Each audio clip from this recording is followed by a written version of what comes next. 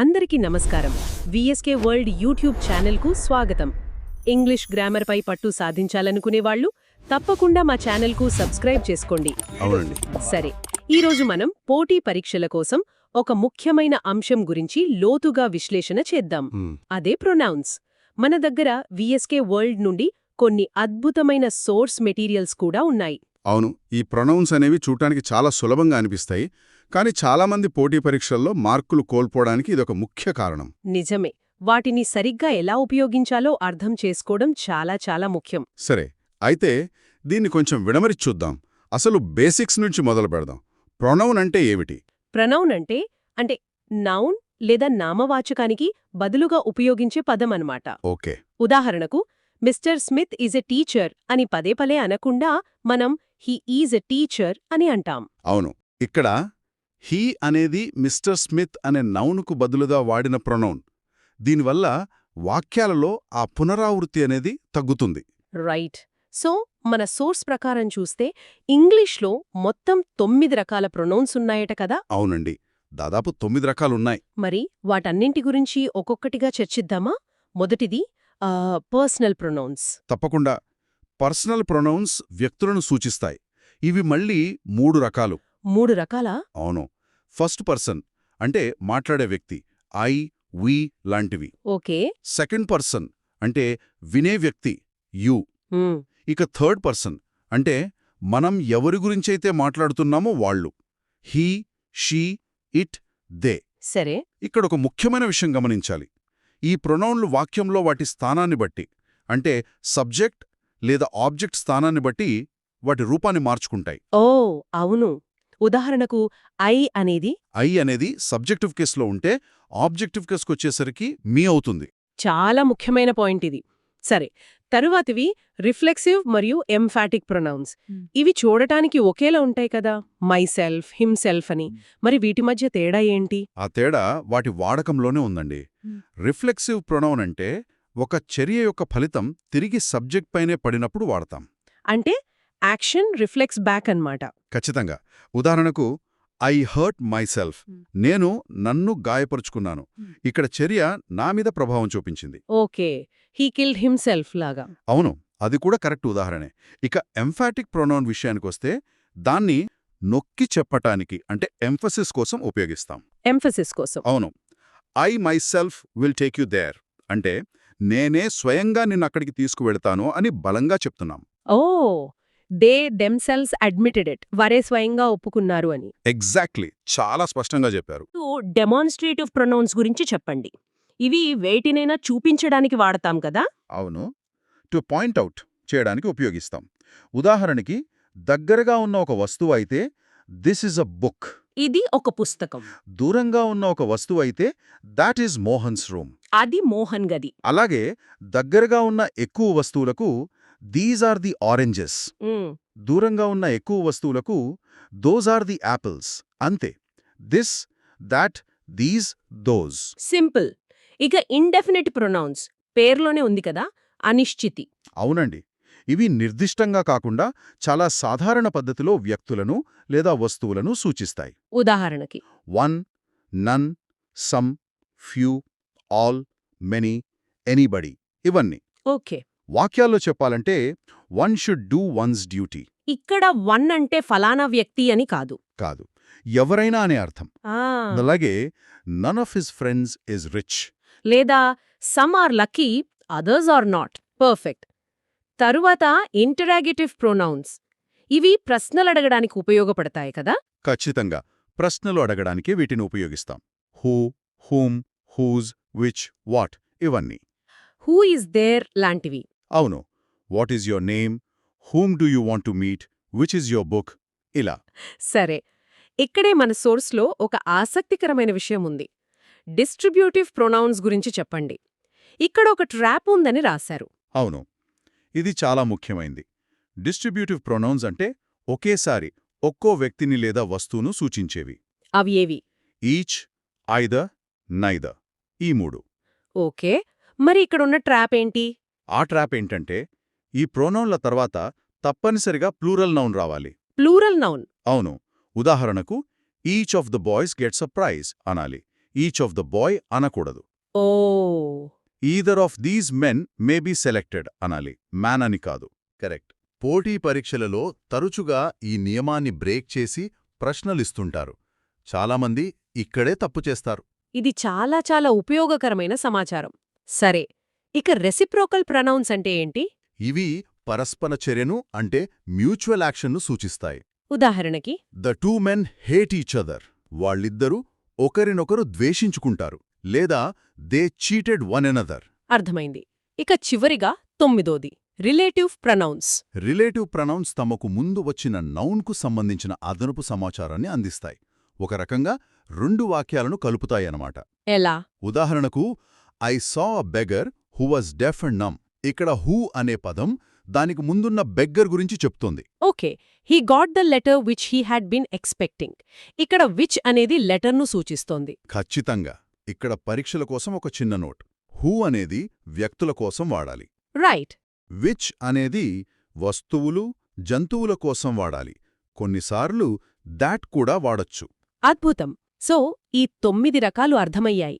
కానీ పోటీ పరీక్షల కోణం నుండి చూస్తే మన సోర్స్లో ప్రత్యేకంగా ఎగ్జామినర్ ట్రాప్స్ అని కొన్నింటిని హైలైట్ చేశారు కదా, వాటి గురించి మాట్లాడుకుందాం. తప్పకుండా. 3 ముఖ్యమైన తప్పులను గుర్తించారు.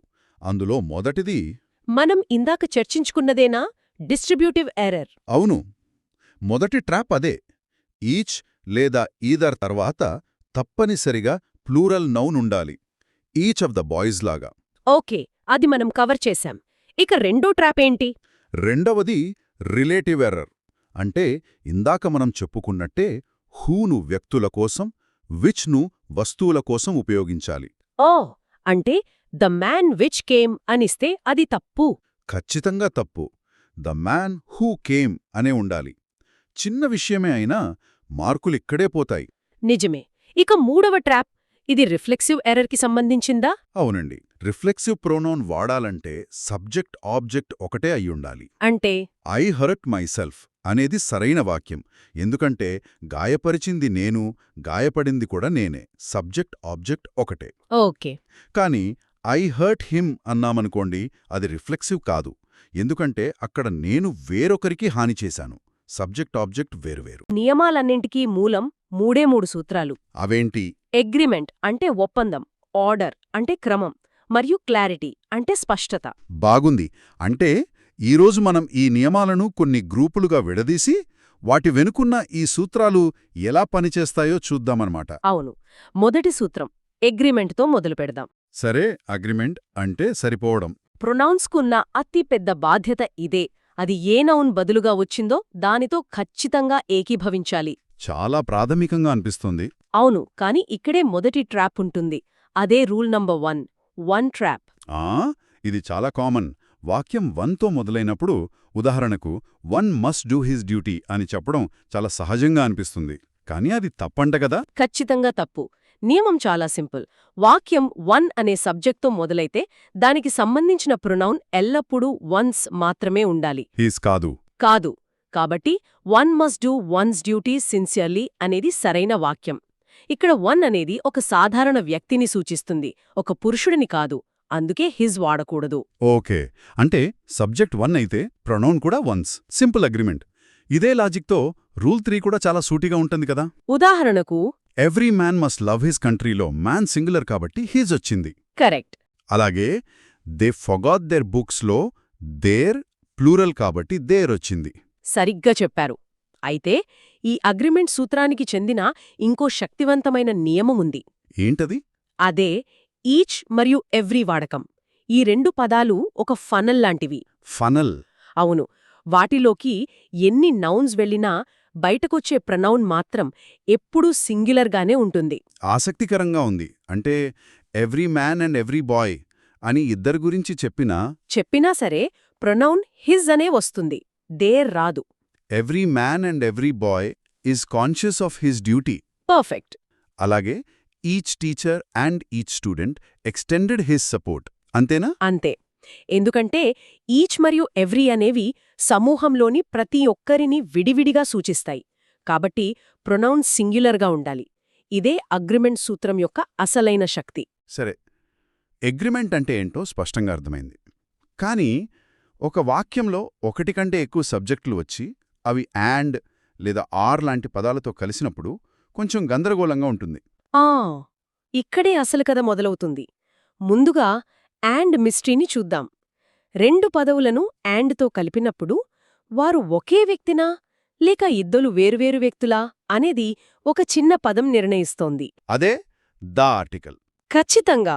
అంటే the chairman and managing director అనే వాక్యంలో మేనేజింగ్ డైరెక్టర్ ముందు దా లేదు, కాబట్టి ఇద్దరూ ఒకే వ్యక్తి. అందుకే ప్రొనౌన్ కూడా singular, has given his consent అనొస్తుంది. కరెక్ట్. అదే వాక్యంలో the chairman and the managing director అని దా రెండుసార్లు వస్తే అప్పుడు వారు ఇద్దరు వేర్వేరు వ్యక్తులు. అప్పుడు ప్రొనౌన్ ప్లూరల్ దేరవుతుంది. ఉదాహరణకు the prime minister and the home minister express their deep shock. ఇక్కడ ద అనే చిన్న పదం మొత్తం వాక్యం యొక్క అగ్రిమెంట్ను ఎలా శాసిస్తోందో చూడండి. ఇది నిజంగా ఒక అహా మూమెంట్. మరిప్పుడు అండ్ కాకుండా ఐదర్ ఆర్ లేదా నేదర్ నార్ వస్తే పరిస్థితేంటి? ఉదాహరణకు నేదర్ సురేష్ నార్ మోహన్ ఫినిష్డ్ వర్క్. ఇక్కడ ఏ ప్రొనౌన్ వస్తుంది? రెండు సబ్జెక్టులు సింగ్యులర్ అయినప్పుడు, అంటే సురేష్, మోహన్ ఇద్దరూ సింగ్యులర్ కాబట్టి ప్రోనౌన్ కూడా సింగ్యులర్గానే ఉంటుంది. Finished his work. అవును, చాలా సింపుల్. కానీ ఒకటి సింగ్యులర్ మరొకటి ప్లూరల్ అయితే, ఉదాహరణకు ముఖ్యమంత్రి లేదా మంత్రులు. ఒక్క నిమిషం, ఇక్కడే నాకు ఒక డౌట్ వస్తుంది. అప్పుడు రూల్ 8 ప్రకారం ప్రొనౌన్ దానికి దగ్గరగా ఉన్న నౌన్తో ఏకీభవించాలి అన్నారు. అవును. అంటే neither the CM nor his ministers have disclosed the details of their assets అనే వాక్యంలో దేర్కి దగ్గరగా మినిస్టర్స్ ఉంది కాబట్టి దేర్ వచ్చింది. కరెక్ట్. ఒకవేళ ఆ వాక్యాన్ని తిప్పి neither the ministers nor the CM has disclosed the details of assets అని రాస్తే అప్పుడు ఈజ్ వస్తుందా? ఎందుకంటే ఇప్పుడు సీఎం దగ్గరగా ఉంది కదా. రూల్ ఆఫ్ ప్రాక్సిమిటీ అంటారు. ప్రొనౌన్ తన పక్కనున్న వారి మాట వింటుందన్నమాట. ఇది చాలా కీలకమైన నియమం. స్పష్టమైంది. ఇప్పుడు వ్యక్తులు ఎక్కువైనప్పుడు వచ్చే మరో సమస్య, వారిని ఏ ఆర్డర్లో పెట్టాలి? ఆర్డర్ మన రెండవ సూత్రం. నాకు గుర్తుంది, స్కూల్లో I and you are friends అని రాస్తే మా టీచర్ ఎప్పుడు తప్పనేవారు. ఆ ఆర్డర్ వెనుక ఏదైనా లాజిక్ ఉందా? ఖచ్చితంగా ఒక బలమైన లాజిక్ ఉంది. సాధారణంగా మంచి విషయాల గురించి మాట్లాడేటప్పుడు గ్రామర్ మర్యాదను పాటిస్తుంది. మర్యాద? అవును. ముందు ఎదుటివారికి ప్రాధాన్యత ఇచ్చి మనల్ని మనం చివరగా ఉంచుకోవాలి. ఆ క్రమం 2, 3, 1. సెకండ్ పర్సన్ యూ, తర్వాత థర్డ్ పర్సన్ హీ, షీ, చివరగా ఫస్ట్ పర్సన్ ఐ. అందుకే you, he and I are going to a movie now అనేది సరైన క్రమం. నేను, నువ్వు, అతను కాకుండా నువ్వు, అతను, నేను అనాలన్నమాట. బాగుంది. అయితే ఈ మర్యాదకేమైనా మినహాయింపులున్నాయా? ఉన్నాయి. 2 ముఖ్యమైన సందర్భాలలో ఈ 2, 3, 1 క్రమం మారి 1, 2, 3 అవుతుంది. అవేంటి? మొదటిది ప్రొనౌన్స్ ప్లూరల్ అయినప్పుడు, అంటే వి, యూ, దే వచ్చినప్పుడు. అప్పుడు we, you and they must work together అని చెప్పాలి. సరే, ఇక రెండవ సందర్భం చాలా ఆసక్తికరంగా ఉంది. తప్పులు ఒప్పుకోవడం లేదా ఏదైనా నెగటివ్ విషయం గురించి చెప్పేటప్పుడు కూడా క్రమం 1, 2, 3 అవుతుందట. అవును. ఇది గ్రామర్ రూల్ మాత్రమే కాదు, ఒక రకంగా జీవిత పాఠం కూడా. ఎలా? మంచి జరిగినప్పుడు ఇతరులకు క్రెడిట్ ఇవ్వాలి, కానీ తప్పు జరిగినప్పుడు ముందుగా మనమే బాధ్యత తీసుకోవాలి. అందుకే I, you and he made a mistake అని చెప్పాలి. అద్భుతం. అగ్రిమెంట్, ఆర్డర్ చూశాం. ఇక మూడో సూత్రం క్లారిటీ, అంటే స్పష్టత. అవును. ఈ విభాగంలోకి వెళ్తే హూ, హూమ్, వేచ్ దాట్ మధ్య తేడా చాలామందిని గందరగోళానికి గురిచేస్తుంది.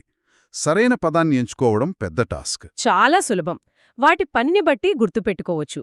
హూ అనేది సబ్జెక్ట్, అంటే పనిని చేసే వ్యక్తి. కాబట్టి హూ. కరెక్ట్. మరి హూమ్ అనేది ఆబ్జెక్ట్, అంటే పని యొక్క ప్రభావాన్ని స్వీకరించే వ్యక్తి. This is the person whom I met. ఇక్కడ కలిసింది ఐ సబ్జెక్ట్. ఎవరిని కలిశారు? Person object. అందుకే హూమ్. సరిగ్గా చెప్పారు. Okay. Who does the action, whom receives it. బావుంది. ఇక హూజ్ అంటే యాజమాన్యం. Whose book. విచ్ ప్రాణం లేని వస్తువులకు. అంతే. అయితే ఇక్కడే ఇంకో ట్విస్ట్ ఉంది. కొన్నిసార్లు హూ లేదా విచ్ వాడాల్సిన చోట కూడా మనం ఖచ్చితంగా దాట్ వాడాల్సి వస్తుంది. దాట్ టేక్ ఓవర్ అంటారేమో దీన్ని. సోర్స్లో ఉన్నట్టు ఓన్లీ, ఎనీ, ఆల్ మరియు బెస్ట్ వర్స్ట్ వంటి సూపర్లేటివ్స్ వచ్చినప్పుడు దాట్ వాడాలి. అవును. అందుకే all that glitters is not gold అంటాం, ఆల్ విచ్ గ్లిటర్స్ కాదు. సరిగ్గా చెప్పారు. ఇప్పుడు క్లారిటీకి సంబంధించిన అత్యంత ముఖ్యమైన నియమం చూద్దాం. పదం సరైనదే అయినా వాక్యంలో దాని స్థానం తప్పుగా ఉంటే మొత్తం అర్థం మారిపోతుంది. నాకర్థమైంది మీరు ఏ నియమం గురించి మాట్లాడుతున్నారో.